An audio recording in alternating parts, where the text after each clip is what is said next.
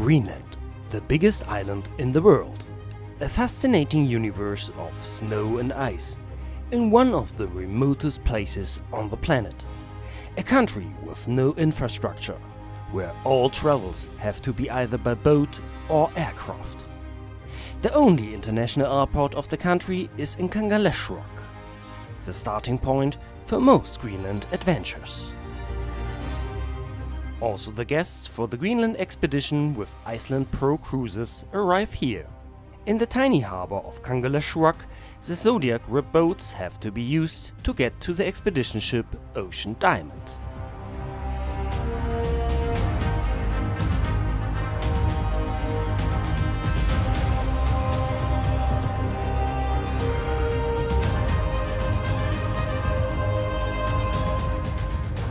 In the late evening, the Ocean Diamond is ready for departure and leaving the Sandreströmfjord towards the first destination, the second biggest city of Greenland, Sissimut.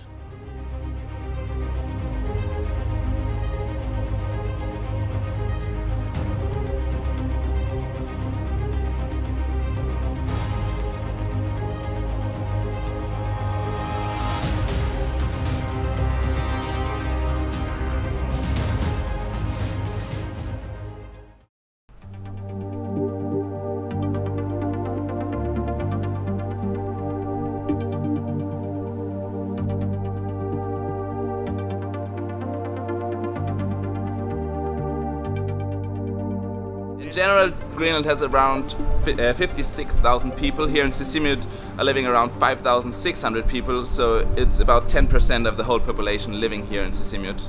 Sissimut is the second largest city in Greenland and has the northernmost ice-free port in Greenland.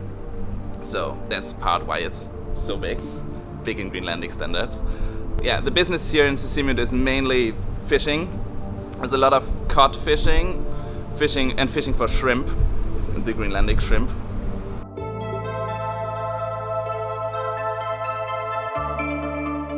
Sissimut was first settled like 4,500 years ago, but the Inuit disappeared twice and came back again. And then the Danes come and colonized Sissimut, and the most old buildings, the old wooden houses, are from the colonist time. The old church, there's an old town museum. And else, yeah, people here in Sissimut live from the education and the educational system. There are plenty of schools in town. Sissimut is also the capital of education. Here is the technical high school, and it's the only place where you can become an engineer in Greenland.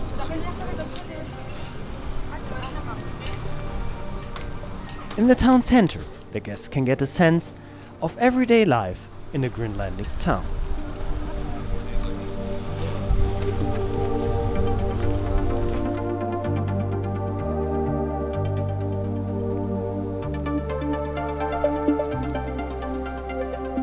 It's located 75 kilometers north of the polar circle. Because of the location north of the polar circle, you're still allowed to have Greenlandic dogs here, or you're allowed to have Greenlandic dogs. South of the polar circle, you're not allowed to have the Greenlandic dogs anymore, because they want to keep the breed clear and they don't them to mix up with other dog species from south of the polar circle. So as soon you cross the polar circle, you can bring your Greenlandic dog, but you're not allowed to bring it back up here because of illnesses and crossings with other breeds.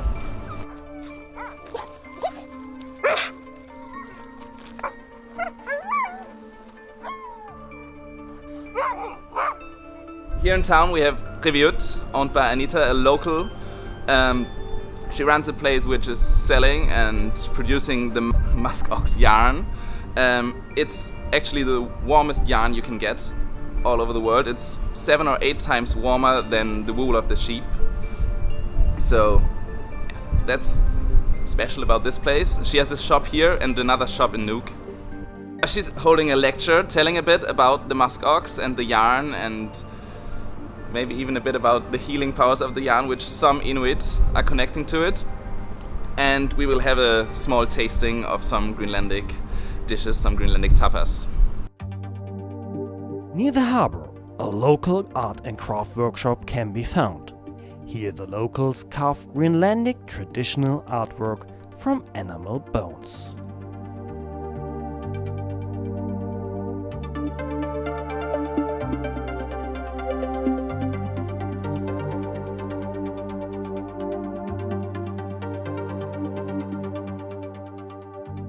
After an exciting afternoon in Greenland's second biggest city, the journey continues.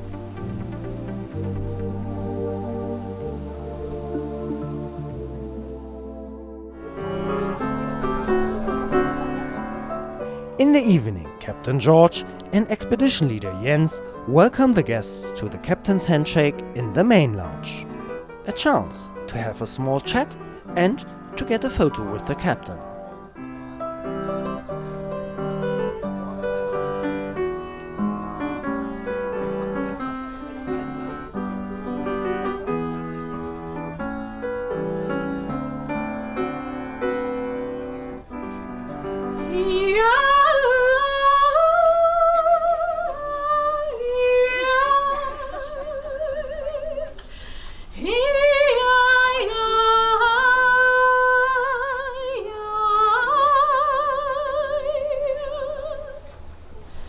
Góðar stykkjur að skal þá ég gengi í dans, kveðjum kom Pipinn og Ólafur dóttur hans. Stígum fastar og fjölsbjörnum ei út skó, Guð mun ráða hvar við dönsum næstu jól. Góðar stykkjur að skal þá ég gengi í dans, kveðjum kom Pipinn og Ólafur dóttur hans. Stígum fastar og fjölsbjörnum ei út skó, Guð mun ráða hvar við dönsum næstu jól. Velkomin.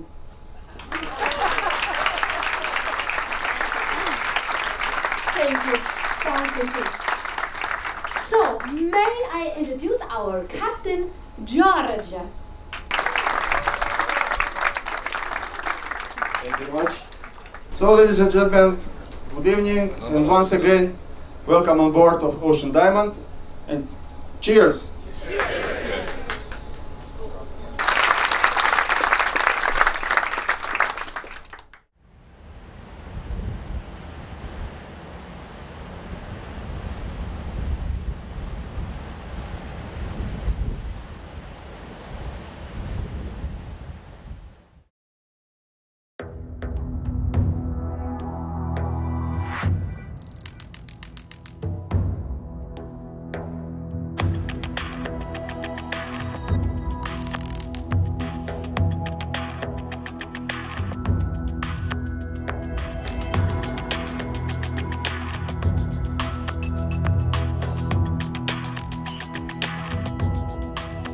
Uummannaq is Greenlandic and it means heart or heart-shaped. That's because of this big mountain that's located behind the city.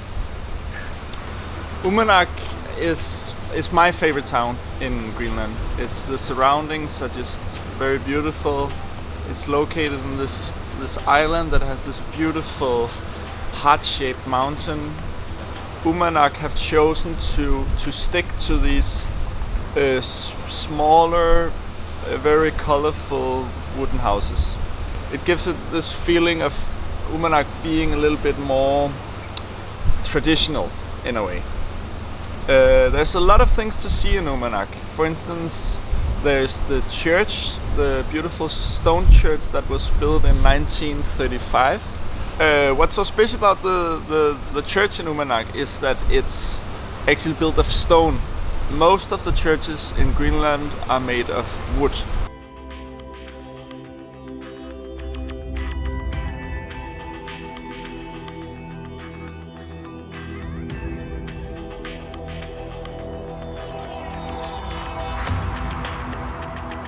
My job as expedition leader is basically to have an overview over the whole trip, to coordinate the different activities on board, keep contact with all the important staff on board, and of course, like in cases like here in Uummannaq, do scouting, evaluate whether the situation is safe or not for the passengers, and take responsibility for that.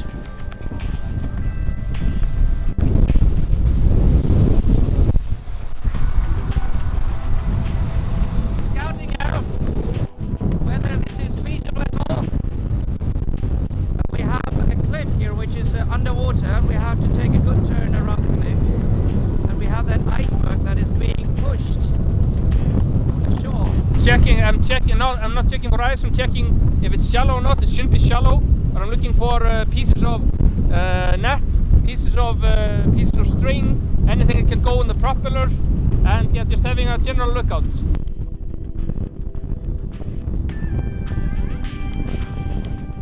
Ladies and gentlemen, this is your expedition leader. Welcome to Uummannaq.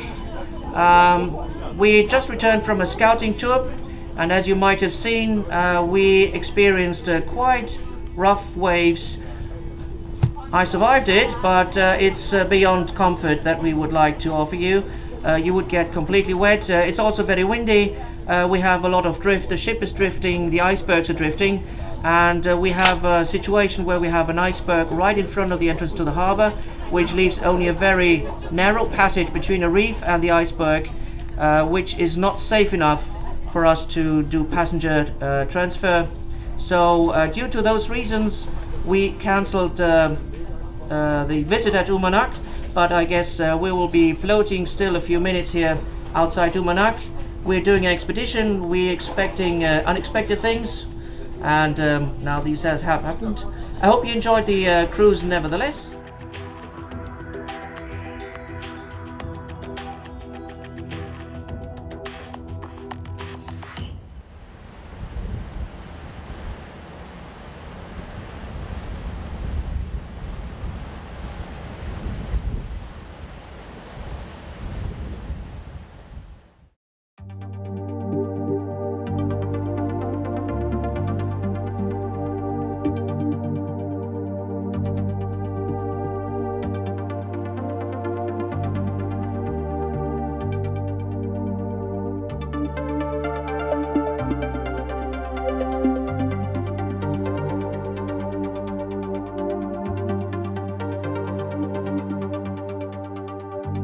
We are in front of the Ekrip glacier, which is, I would guess, about 4 to 5 kilometers away. That's about 3 miles or so, 3.5 miles. And we're drifting right now in the bay here, which is full of ice blocks, but also full of fog. So if we get any closer, then we will get into the fog and won't see anything, but as we're just outside the fog, we can see the glacier from a distance. This is straight from the Greenlandic inland ice, which is floating down here and through the passages, through the breaches or valleys in the mountains and the hills here, is gliding into the ocean. And it's just so wonderful to see this beautiful ice here, blue ice, white ice. It's so calm, it's so peaceful. It's fascinating.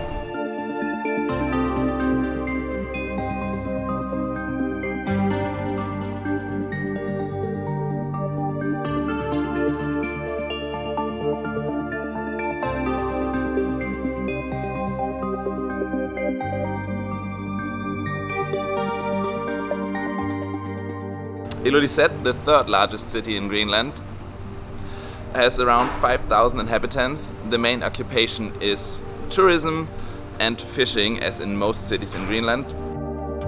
The Zion's Church, directly at the coast, built in the 18th century, but then moved in the 20th century because of the risks of calving icebergs, creating tsunamis, washing the church away. It's a beautiful view over the Disco Bay. You can see the Disco Island. Els Knud Rasmussen is born here in town. His father was a priest, and actually he was a teacher for the priests. So his old house, the Red House, is now working as a museum, is the birthplace of Knud Rasmussen. Knud Rasmussen is half Danish, half Greenlandic, and he's one of the pioneers in polar expeditions. Started mapping everything in Greenland, from geology, biology, but also into history and cultural things. The special thing about Knud Rasmussen was all the other expeditions up here were led by either Danish or English or German people who couldn't talk to the local people. But Knud Rasmussen, he spoke Greenlandic, so he spoke with the locals and got first-hand impressions of the culture, of the Inuit culture. Ilulissat is still one of the places with the most dogs compared to people. There are around 2,000 dogs on 5,000 inhabitants. yeah, when living in a remote place like this, it's really special because yeah, you can't go to the store and buy everything like fresh strawberries or fresh tomatoes from the supermarket, because we get a supply ship once a week in summer. In winter time, sometimes the harbor is blocked. Like this year we couldn't have the supply ship for 1.5 months, so we only got supplies from the planes. And after a short time, the good stuff is gone and you have to live from pasta and tomato sauce. Yeah, in Europe or back in Germany, I'm normally taking the car to visit my family. Here in Greenland, it's a bit different. No towns are connected by roads, so you always have to either take the boat or the plane. The boat is always a bit tricky because it's very long distances. It takes a lot of time, and also the weather conditions make it hard to take the boat.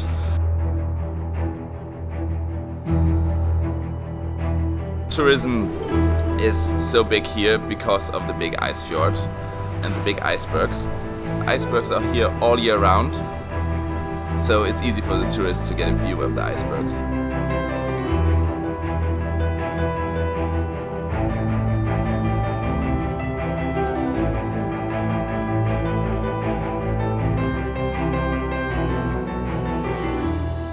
The ice fjord is very special in many ways. We have a very long fjord which is completely filled with ice. We have a very long history of recording of the change of the ice fjord, and it's the fastest moving glacier in the northern hemisphere, and it's actually releasing more ice than all other glaciers in the northern hemisphere together.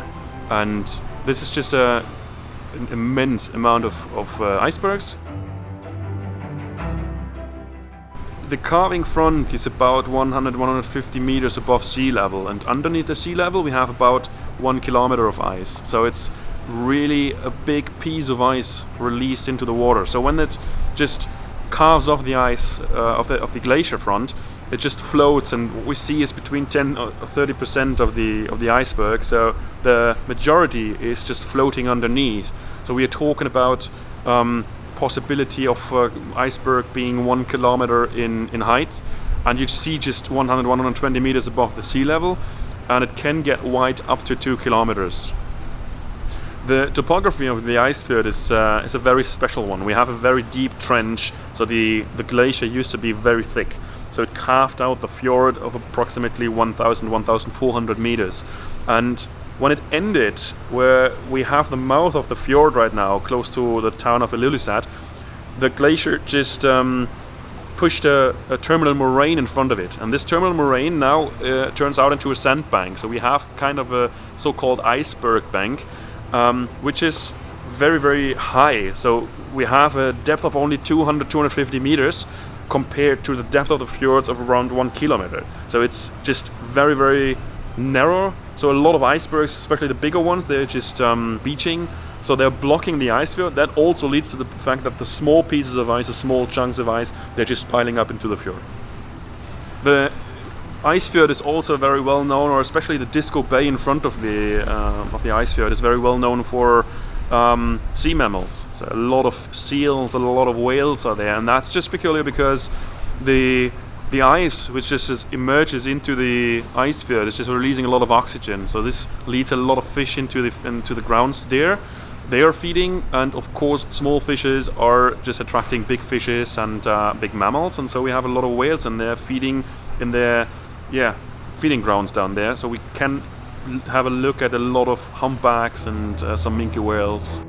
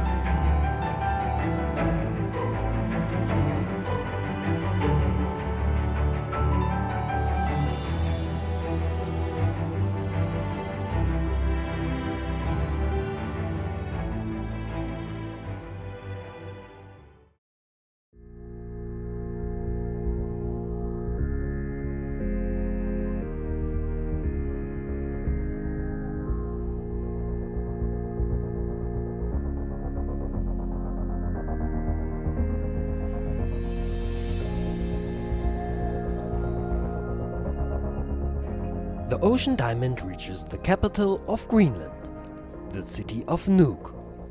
It's the most northern capital in the world and has around 17,000 inhabitants, which is the third of Greenland's population. The city was founded by a Danish Protestant missionary, Hans Egede, in the beginning of the 18th century. In the historic area of the town, there are still some buildings from the colonial times, like the church and the house of the priest.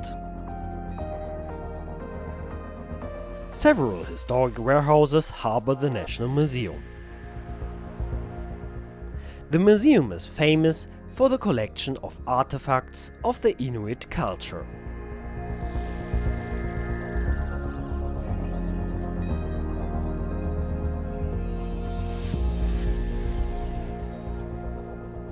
The biggest treasure of the museum are old mummies from the 14th century. The mummies are well preserved and completely dressed in traditional Inuit clothes, therefore giving an impression of Inuit life more than 600 years ago.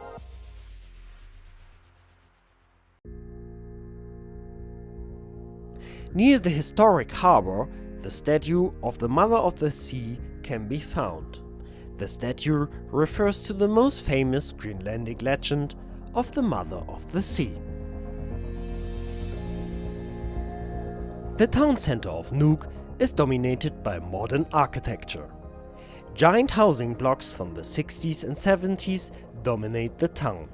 They were constructed according to the ideals of mid-20th century architecture, which was to create giant blocks in which everything could be housed.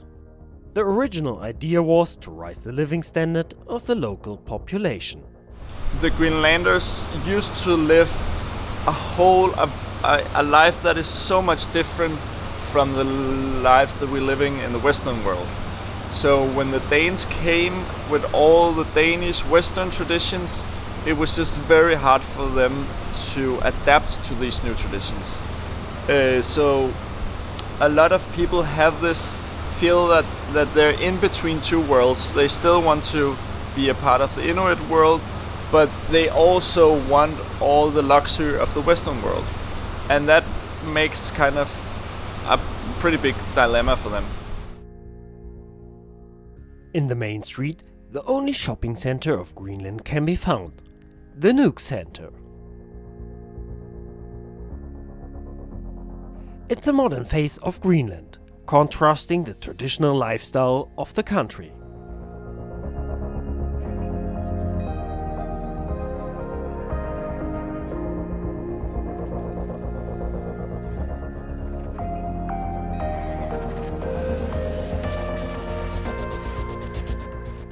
Next door to the Nuuk Center is the Cultural Center.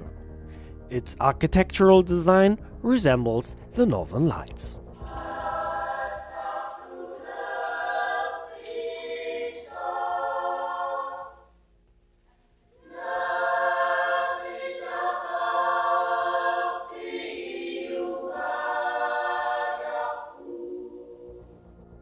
The Cultural Center houses several music and conference halls and a cafe. Today the guests go on a variety of different excursions, like the visit of a beer brewery or a traditional Greenlandic barbecue. Welcome. We have done this way of cooking on the rocks for thousands of years because during the winter our ancestors lived in the houses made by tørvehytter. So they open them when the summer comes because they're very hygiene. They wanted to rainstorm, and during the summer they wanted to clean their houses because they have been there all the winter. So they opened them and they moved to the beach and catch their fish and seal and everything, and making their food on the rocks. They made dry from the nature flowers, and yeah, you can see they find some trees. Maybe they come from this ocean.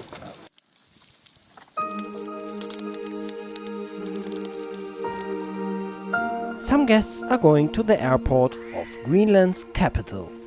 Nuuk Airport is in itself an attraction, as one of the smallest in the world. This is a Bell 212 helicopter, currently 9 seats installed. Take off to a very special excursion.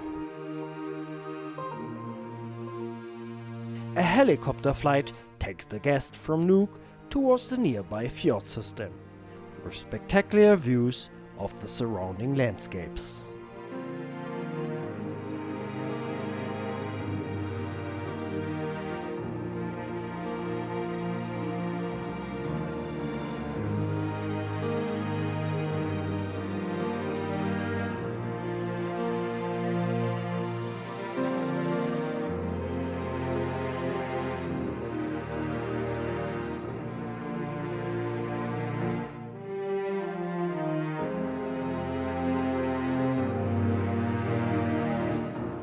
After an interesting afternoon in Greenland's capital, the Ocean Diamond set sails again, towards the southwest coast of Greenland.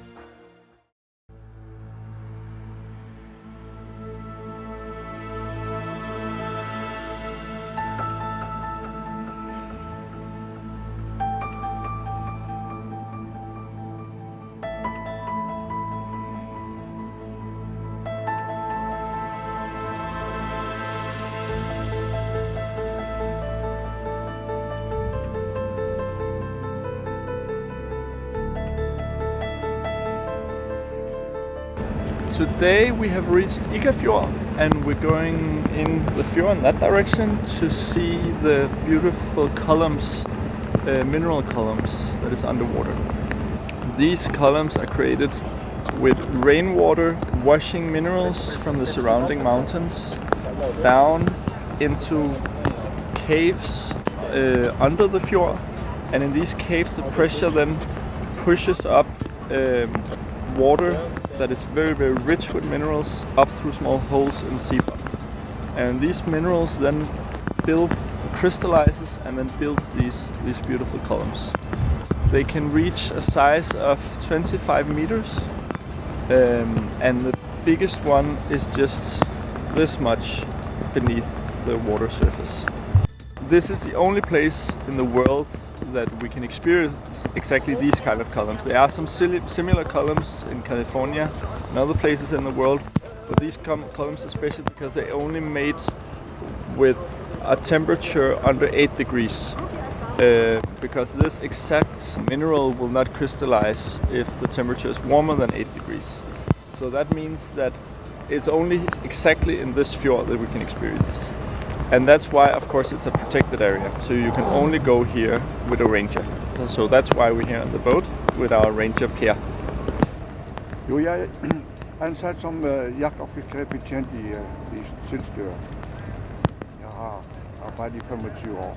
What Per is doing is that normally he's a hunting and fishing sheriff, works for the Greenlandic government. But in these months he's on vacation, and then he has this job as a ranger in the Ikafjord. In his spare time he likes to go hunting for reindeers mostly. There are 200 to 300 reindeers in this area. So he doesn't hunt for muskox, but he controls the hunters who hunt them. Hvor i Nuuk? Du bor i Nuuk? Yeah. Okay. Per was born in Nuuk and he still lives in Nuuk, but he likes to spend his vacation here in this area. So the legend goes that there lived some Vikings down here in the next fjord down here. A very, very small village, only 50, 80 Vikings were living there. Then the Inuit came here and scared them out on the ice. This was all covered with sea ice, and there were so many that the ice suddenly cracked and they all drowned. And later they found these columns, and the Inuit people thought that it was reincarnation of the Vikings. So until 200 years ago, the Inuits were very, very afraid of sailing in here, because they thought that if they broke one of the columns, the Vikings would haunt them. Jens, come in. I was wondering whether we have the rising flood coming in.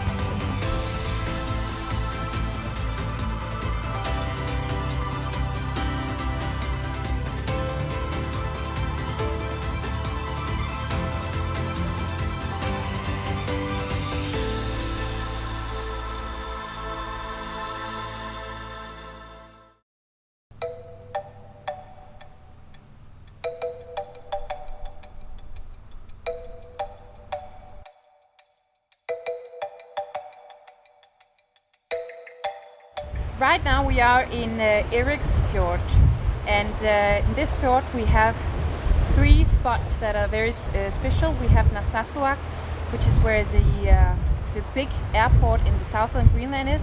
Then we have Qasiarsuaq, where Erik the Red he lived back then in late 900. And then we have Roruk Ice Fjord, where we have a lot of blue ice coming out from the Roruk Glacier. Narsarsuaq was founded back in World War II by the American. It all started as an American military base called Bluey West 1.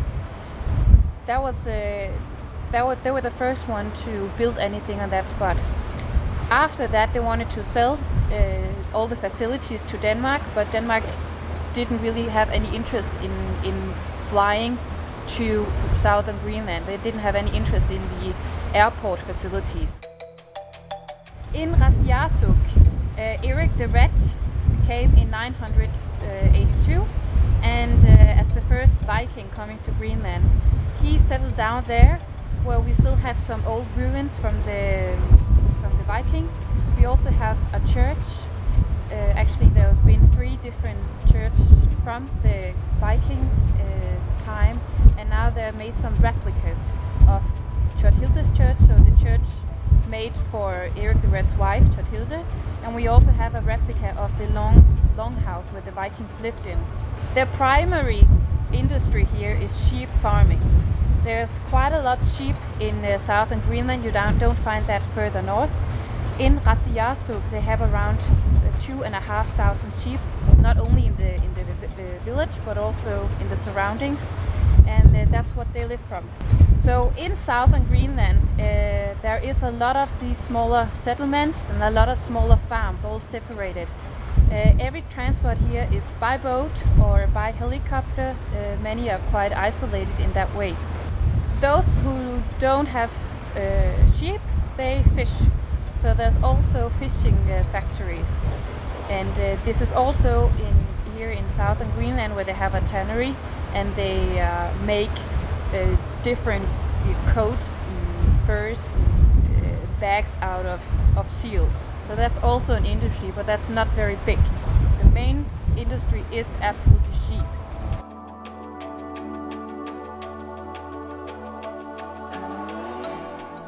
The main attraction of the area is an ice fjord with very unique icebergs. We are in the Roruk Ice Fjord. Some of them is very blue. It seems to be blue.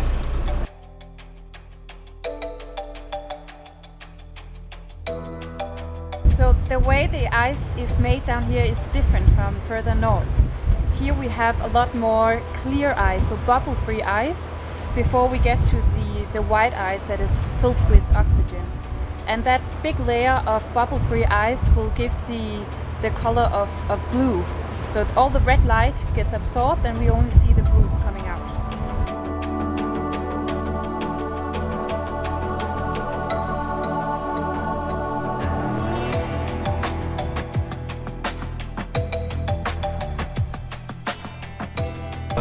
terrain is about the lowest is about 30 meters, and inside the ice fjord is deep. The deepest is about 500 or 600 meters deep.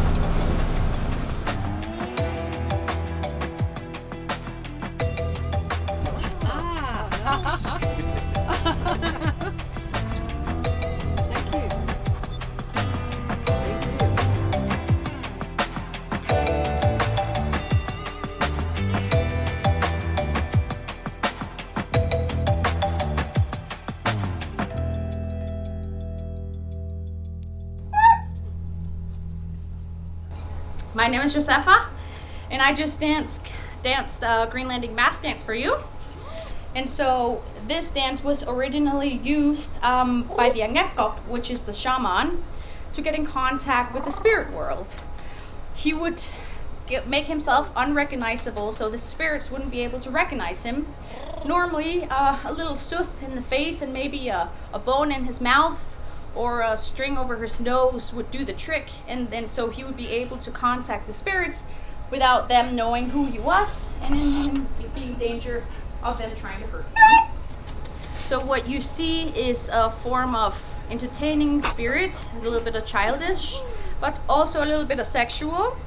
And then also it was used to scare the kids, because if you see a polar bear in the nature, you will learn how to react when you get scared. If you see a polar bear and you just freeze, you will get killed. But by this, they could learn how to react and maybe learn how to run away.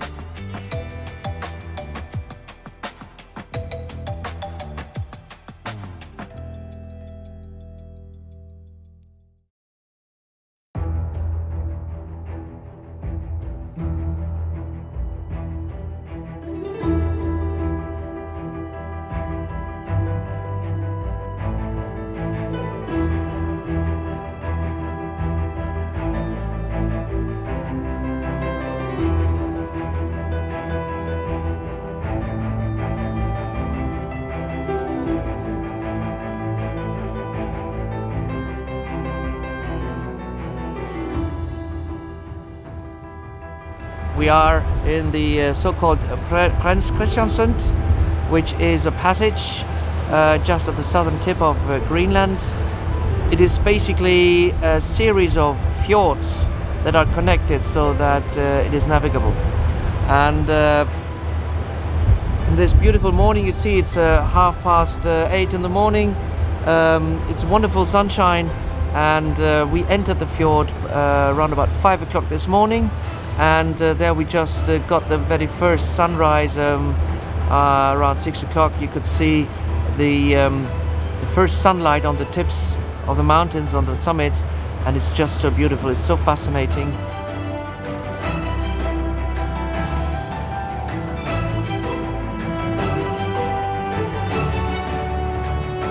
This is one of the highlights of this cruise.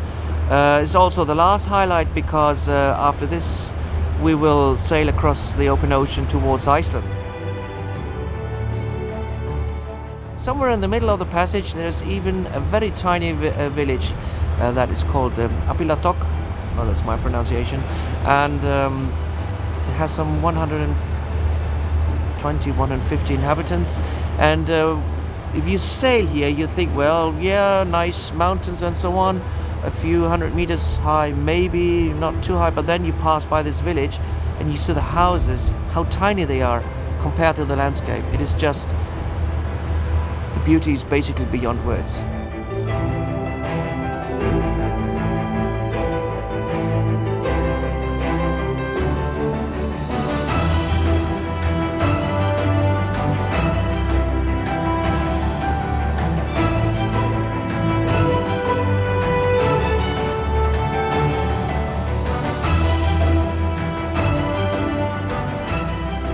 It is the southern tip of Greenland, so it is old continental mass that has been formed very long time ago, and it has been also subject to some volcanic activity, although we don't see ancient volcanoes, but we see in some places we find volcanic intrusions, that is magma that was pressed through cracks in the ground into the existing rock, and all that together then was shaped by glaciers.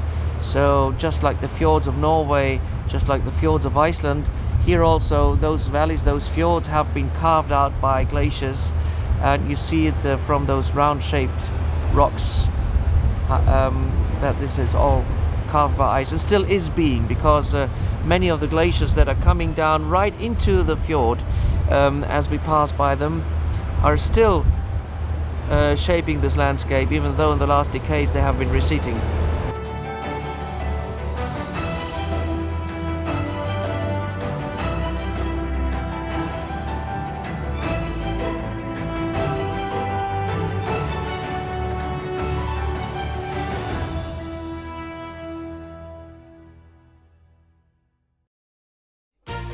The highlight of the evening is a gala dinner with a big chocolate buffet, followed by stunning performances of the crew talent show. And you will be see fantastic people. They can sing, they can dance, they can do many things.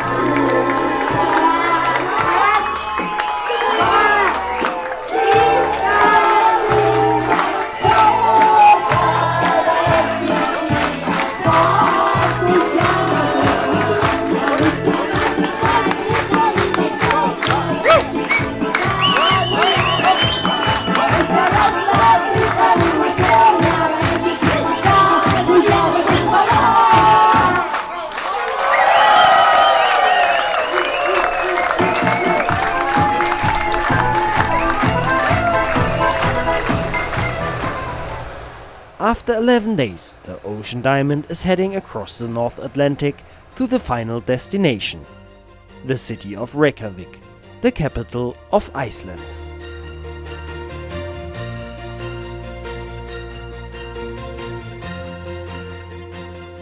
A fascinating Greenland adventure with many impressions comes to an end. What stays are the memories of this magnificent journey.